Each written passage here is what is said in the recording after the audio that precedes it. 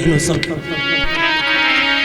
अरे राजा से बन गए भिखारी और समय की बलिहारी।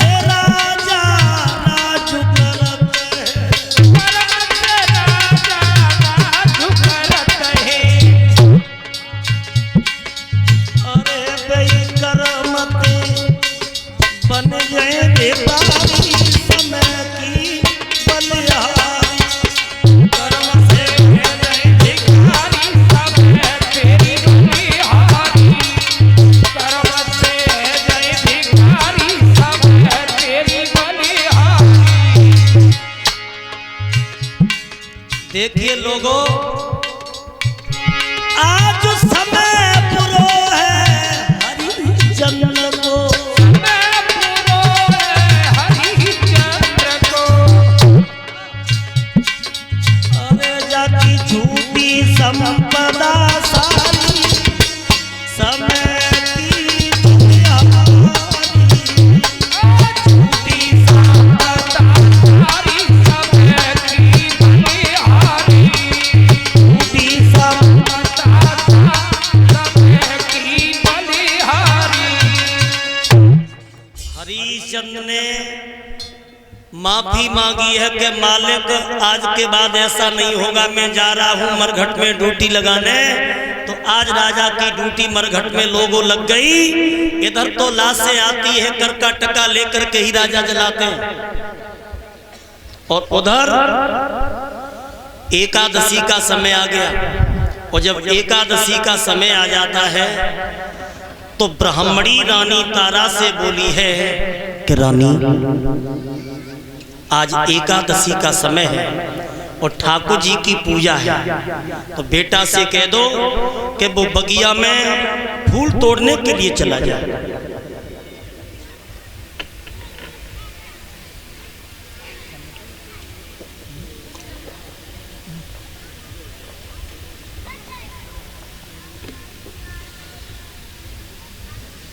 भक्तों, आज रोहितदास को मैया तारा ने बुलवाया है, और मैया तारा रोहितदास को बुलवा करके कहती है लाला आज पूजा का समय है, आप बगिया में चले जाओ फूल तोड़ने के लिए।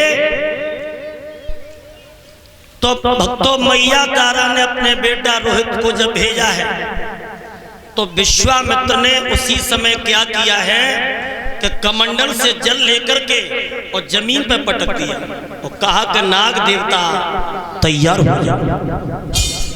जाओ, एक बच्चा फूल तोड़ने आ रहा है और वो जिंदा नहीं बच पाया, उसे डस लेना। भक्तों, आज रोहितदास फूल तोड़ने के लिए बगिया में पहुंच गया और फूल तोड़ता जाता है, छपरिया में रखता जाता है, आगे बढ़ता जाता है। और जैसे ही आगे बढ़ा तो वो नाग एक रोस में छिप करके बैठा था, छिप करके बैठा था। और जैसे ही आगे बढ़ा है रोहितदास, लला ने अरे केरा को पात डोरो तुम्हारा ने केरा को पात डोरो तुम्हारा ने दसोया मुरिया हो बीच केरा को पात डोरो तुम्हारा ने केरा को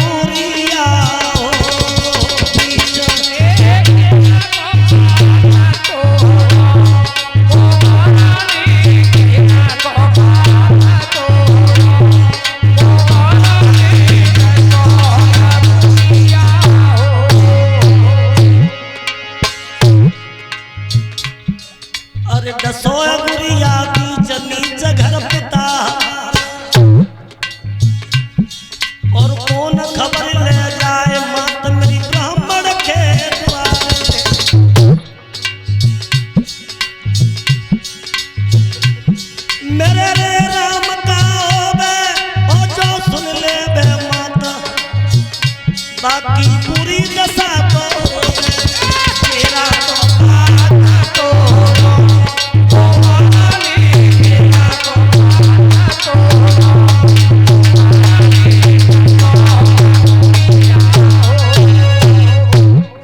एक सुंदर फूल देखा और फूल देख करके जैसे ही रोहितास ने फूल पे हाथ डालो, सोई बहनों बेटा को उंगली में डस लिया उस नाग ने, और बेटा जमीन पे गिर जाता है, मुंह से जान छूट गया। माँ मुझे बचाओ माँ। और मैया मैया कह के बेटा जमीन पे अपने प्राणों को छोड़ देता है। और इधर विश्वामित्र ने देखा, काशी में जाकर के आवाज लगा दी, काशी की बहनों, किसी मैया का इकलौता बेटा बाग में फूल तोड़ने के लिए आया था और उस माँ के पुत्र को नाग ने डस लिया है। और वो मैया मैया चिल्ला रहा है, वो मैया अपने बेटा को जाके देख ले। माता किसी का बेटा नहीं गया था, रानी तारा का ही पुत्र गया था। और जैसे ही तारा ने सुना कि मेरे पुत्र को नाग ने डस लिया, ब्राह्मणी के पैरों में गिर गई। माँ मैंने ये सुना है कि मेरे बेटा को नाग ने डस लिया है। जवाब दिया, अच्छी आई बच्चे वाली, और किसी के बच्चे नहीं। भोजन बना, ठाकुर जी का भोग लगा, घर की सफाई कर, तब तो अपने बेटा को देखने जाना।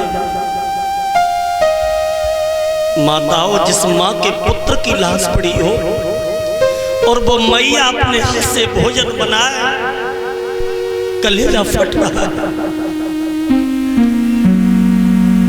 भोजन बनाती है, आंसू टपक जाते हैं, तो ब्राह्मणी कहती है कि तूने भोजन बेकार कर दिया, दोबारा भोजन बना। सो बेचारी दोबारा भोजन बनाती है, ठाकुर जी का भोग लगाती है और कहती है कि हे प्रभु, मेरा बेटा मुझे बगिया में मिल जाए। सो भोजन बना के नंगे पैर डाहिन की तरह तारा भागी। और देखो पुत्र की याद में वो मैया रोती रोती बाग में जब पहुंची, तो कुंवर की लाश पड़ी थी, मुंह से झाग निकल रहा था। जब माँ के सामने भक्तों बच्चे की लाश पड़ी हो, उस माँ को पूछो, उस माँ के हृदय को पूछो, क्या हालत होगी। बेटा को आज अपनी गोदी में रख करके मैया ने मुंह से झाग पोंछा है और आधी साड़ी फाड़ के बेटा को उड़ा लिया है। लाला, एक बार जब मैया को बोल सुना दे, मेरे पुत्र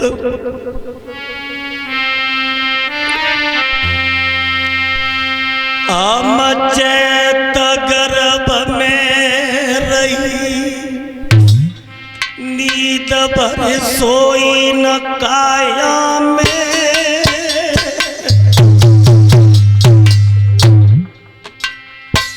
मेरे बेटा रो, एक बार बोल सुना दे। मैंने पाल कियो पर वृक्ष बैठने पाई छाया में।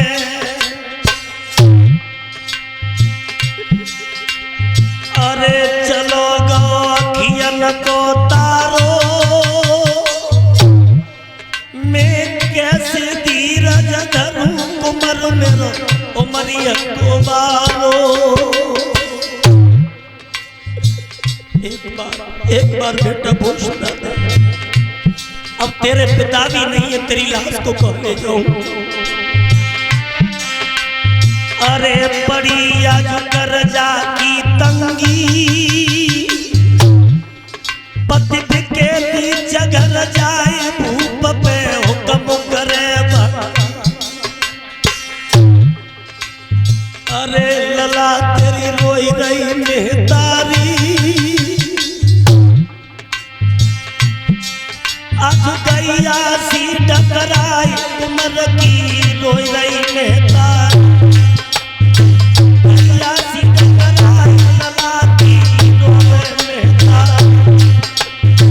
गैया सी टकराई उम्र की रोए।